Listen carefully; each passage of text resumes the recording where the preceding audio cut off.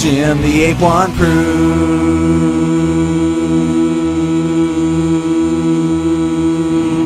Hello again, humans. It is I, Jim the Ape. Insert spiel about how busy I've been lately here. I figure we can skip that since you're probably as tired of hearing it as I am of saying it. Plus, it saves us some time so we can get right into the matter at hand. I saw this video on my Facebook. It's retarded. Let's go. What's good? My name is Charity Crawford. The sky is blue. Also, 25% of all crime is wife assault. 4 seconds. 4 fucking seconds into your piece of shit video, and I already have to do research to prove you wrong. Fuck you! Okay, so the FBI stats for 2015 crime state that 63.8% of violent crime is aggravated assault. Now, they separate it into violent crime and property crime, which I'm assuming is a subset of robbery, but not all robberies are violent in nature, so I don't know. But the problem is that not all aggravated assaults are wife assault. Granted, some of them are, but it doesn't really say. So I looked some more, and I found something from the Bureau of Justice that says domestic violence accounted for about a fifth of all violent victimizations between 2003 and 2012. But guess what? About a fifth is less than 25%, and once again, it's not of all crime. See, you've already made me do more research for this video than I've done for like any of my videos ever, and I hate doing research because I suck at it. Anyway, let's move on so that this video doesn't end up being 3 hours long. Yes, that's correct. So if we add up all the bad things that happened this year, 1 out of every 4 of those things is a guy beating up the woman he confessed his undying love to. Okay, I have to stop you there to be pedantic. All crime is not inherently bad. For example, a fully grown adult choosing of their own free will to put drugs into their body is a crime, but I don't agree that it's always a bad thing if they're responsible about it and if there are no harmful consequences. Also, prostitution is a crime, but I think that consenting adults should be able to do whatever they want with their bodies as long as no one is being harmed or forced into it. So if someone wants to sell their consent to someone who may be incapable of otherwise earning it, then so be it. Although if it's ever legalized and turned into a legitimate business, there should probably be regulations for like STD screening and shit. But hey, welcome to planet Earth where the sky is blue and we hate niggers and women. Ugh.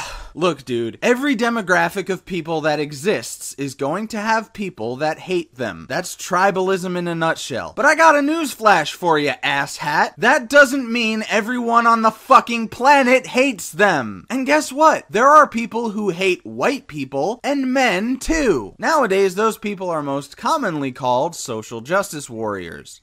Now hold on, my brother. Don't compare what women went through to what we as a people went through. Do you realize we had to endure over 200 years of slavery, my brother? That's an awful nice fucking watch you're wearing for someone who endured slavery. Also, you're looking pretty spry for someone who is over 200 years old. Oh wait, you didn't endure slavery, and you aren't over 200 years old. Which means that you were born, let's say almost 150 fucking years after slavery was abolished in America. You fucking fake ass victim complex piece of ironically privileged shit. Yes, I did, but did you know that women are still in slavery right now? More than 800,000 people are trafficked across international borders a year, and a whopping 80% of them are women and girls, mostly sold into prostitution abroad. Okay, I think I know where you got those statistics. It's from a site called Stop the Traffic, which is, at least as far as I can tell, an organization against human trafficking. Now, I can't tell whether they're a non-profit organization or not, but either way, don't you think they might have a reason to inflate statistics on the matter? I'm not saying they did, just that they would maybe want to if they wanted more funding, more donations, or just more people to help with their cause. In any case, those statistics are worldwide, and yes, other countries are barbaric when it comes to human rights, but human trafficking and sex trafficking are illegal in America, and law enforcement cracks down on it pretty hard from what I understand. Of course, people are always going to do awful shit, whether it's legal or not, but that's that's about the best we can do as a society. Also, quick side note, if prostitution were legal and regulated, we would probably see a decrease in people being forced into sex trafficking. After all, why risk getting thrown in prison for something when you can get it legally from a consenting adult? But anyway, by a show of hands, how many ladies here feel unsafe walking by themselves at night? Me! Not this shit again. Look, the shortest response I can offer is just to say that perceived danger does not equal actual danger. And since you're so fond of statistics, according to the FBI, in 2010, 77.4% of murder victims were men! And I know you'll probably say that most of the murderers were men too, which is true, but the fact remains, if you're a man, you are far more likely to be the victim of a violent crime than if you're a woman. This is because we live in a world in which abusing women is so common that much of the female population walks around in a constant state of fear of men. Why are you doing this? I'm serious. Why do you want to terrorize women and demonize men? Because if your goal is to unite people, you're doing a pretty piss poor job. In fact, you're going so far in the opposite direction that by a loose enough definition, what you're doing here could be considered terrorism. And even if it's not that, it damn sure is fear-mongering. Stop it! Women have no reason to fear men in general, just like white people have no reason to fear black people in general. Hey, wait a minute. I think I've spotted a massive fucking axe wound in your argument there. Black people were once irrationally feared by many an ill-informed racist. Now, men are the ones being feared by many an ill-informed sexist. So if anything, men are the niggers of the world. According to UN Commander Patrick Cameron, it is now more dangerous to be a woman than to be a soldier in modern wars. Do you or the Major General have any evidence to back up that bullshit hyperbole? No? That's what I thought. Moving on. Rape is a weapon of war. Men find pleasure and excitement in taking away a woman's body. Yeah, I agree that rape as a weapon of war is horrible, but I take issue with the wording that it takes away a woman's body. Because as horrible an act as rape is, the victim generally still has their body physically after the attack, though you may make arguments about having lost a part of themselves emotionally. But do you know what actually takes a person's body away from their consciousness? Fucking murdering them! And that's what generally happens to the men in said wars. Not exclusively, mind you, but they're usually the ones doing most of the fighting, and by extension, most of the dying. And it shouldn't have to be said, but men are not the only demographic of people that contains rapists. Or to put it more simply, women rape too. And afterwards, whose fault is it, ladies? Mine! I should have never dressed like a slut. I was asking for it. Ugh. That acting is atrocious. Anyway, I've been over this. If you were raped and the police ask you what you were wearing, it's not to blame you. It's to gather as many details as possible and maybe look for footage of the crime from local surveillance cameras. And if someone who isn't the police asks you that, tell them to go fuck themselves. It's not that hard. Should have never drank so much.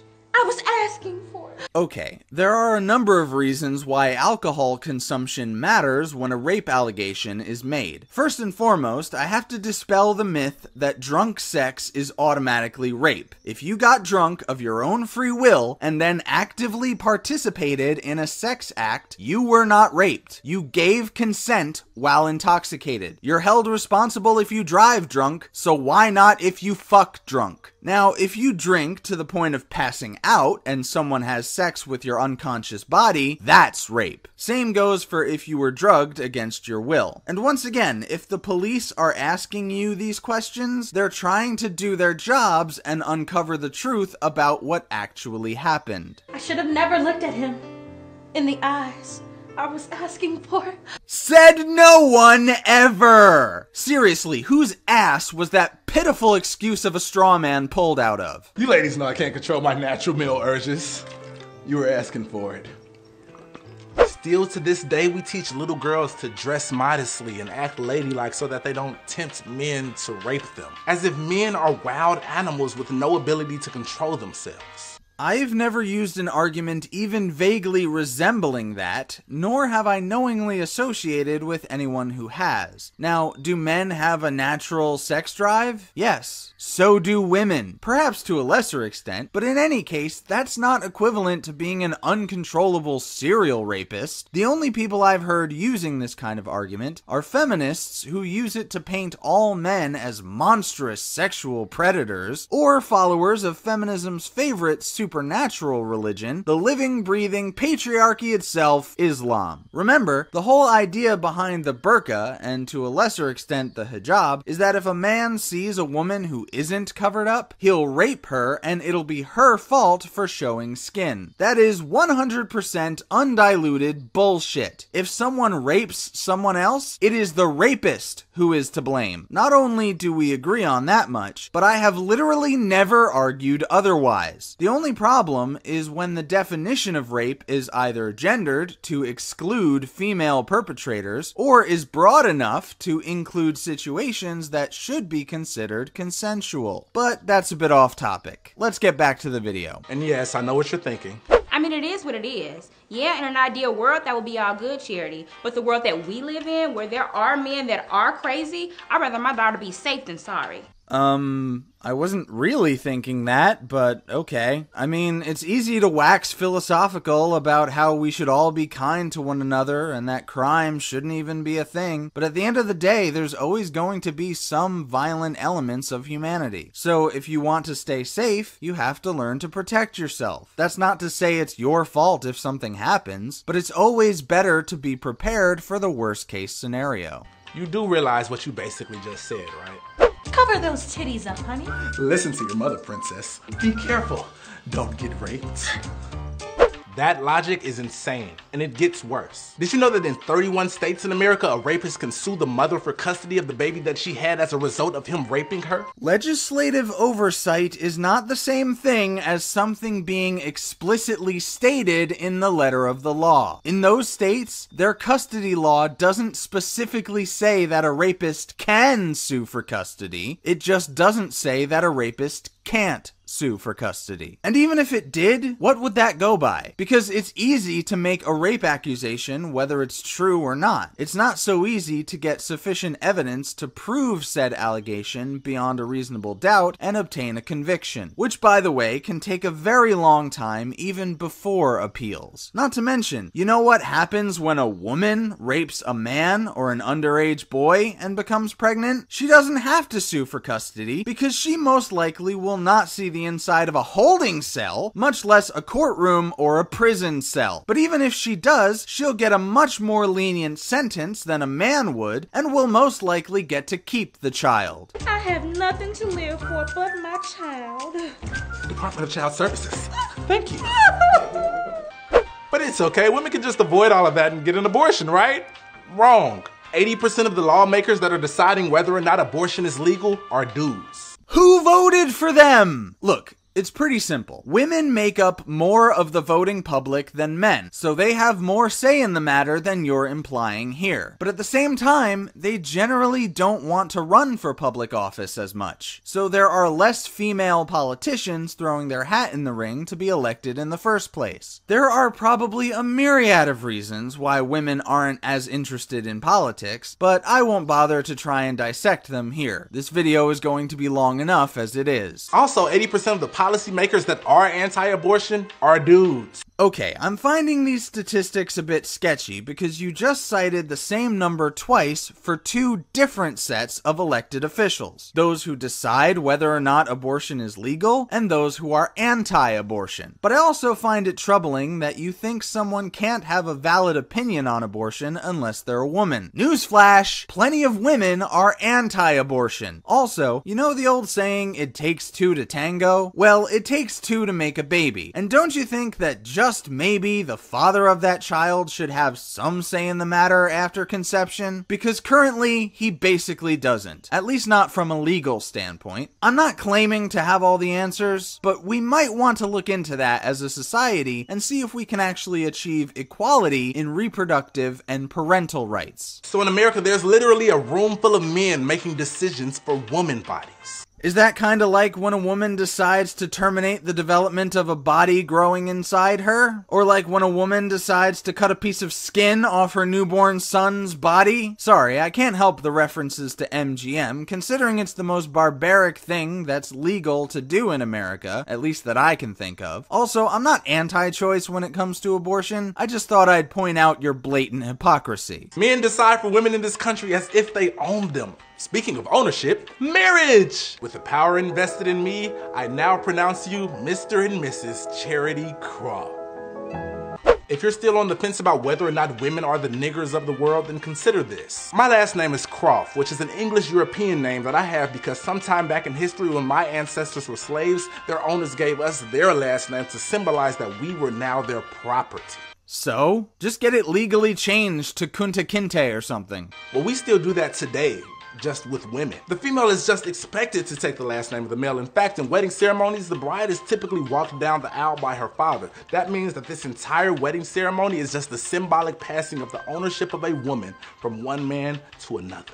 Traditionally, yes, that is what that used to symbolize. But in modern times, with no-fault divorce being a thing, as well as alimony and divorce settlements, which largely tend to benefit women, and even more extreme things like the battered wife defense in cases where women murder their husbands, I'd say that marriage now heavily favors women. And as for the last name thing, whether it's expected or not, she still has the option. Some women take their husband's name, possibly because she loves him and sees it as becoming a part of his family. Others prefer to keep their maiden name, and some fucking hyphenate so they get the best of both worlds. So despite the comparison you're trying to draw here, marriage is a pretty far cry from literal slavery, you monumentally condescending fucktard. Side note, it wasn't until 1993 that all 50 states considered spousal rape an actual thing. Clear up until 1993, you could rape your wife and not get in any trouble at all because technically you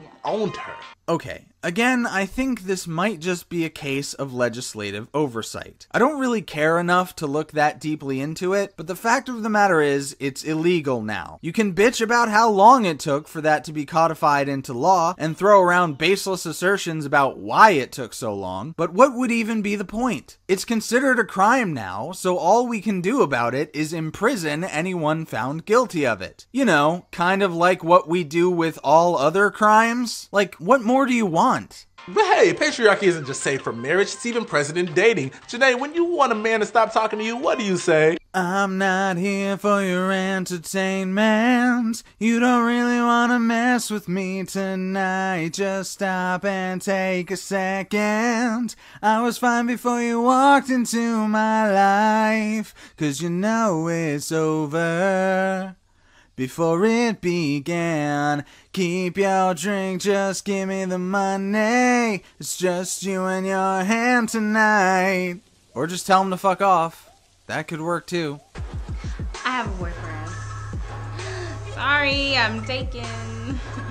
I got a man, and he will slit your throat.